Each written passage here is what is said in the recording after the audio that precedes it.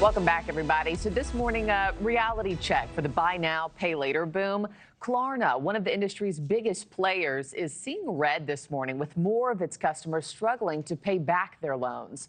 The company's losses have doubled since last year, even as it celebrates new partnerships with places like Walmart, DoorDash. Now, across the board, more Americans are falling behind on these quick hit installment loans. A Lending Tree survey shows 41% of buy now, pay later users missed a payment in the last year, with a growing number using these services just to buy groceries. Meanwhile, U.S. consumer debt has ballooned to a record $18.2 trillion, the one with the T, trillion, and student loan delinquencies are also spiking. So what does all this tell us about the broader economy? Joining me now, I have Erin McLaughlin, senior economist at the Conference Board. Erin, good morning to you. Good morning. Okay, so explain this. So Klarna is adding customers, but losing more money on repayments. What does that tell you about household financial stress in 2025? Well, it's interesting. So the buy now, pay later apps like Klarna are usually used by folks who have a more fragile economic means. So perhaps lower income or consumers that are carrying revolving credit card debt and so choose to go with the buy now, pay later apps because it doesn't necessarily come with the very high interest of credit card debt. So really, a rise in defaults means that consumers are feeling more pressure, especially maybe lower income consumers, and they're feeling that pressure from many different points. Yeah. And, you know, I mentioned right off the top, more and more people are starting to use this service to buy groceries. Is that typically what buy now, pay later is used for, the everyday essentials?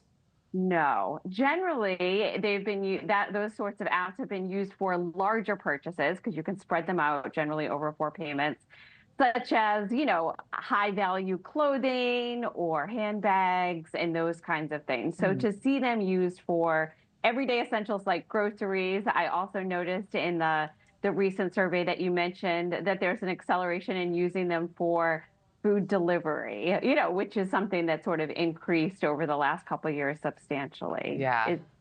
Especially after COVID, I imagine. The other thing I wanted to pick your brain about, Erin, is that the Trump administration recently rolled back a rule that treated buy now, pay later providers more like credit card companies. Many say this removes requirements for clearer disclosures, quicker refunds. From your perspective, what are the risks of dialing back regulations in this space, especially as these loans become a staple of everyday spending? Yeah, the risks to consumers is that they're going to pay more in fees and have financial consequences for paying late. So they may be choosing to use these kind of apps because they either don't have, more traditional credit cards with room on them for availability, or because credit cards are at the highest interest rate ever right now. And we've really seen interest rates go up the last few years. They have not started to come down yet.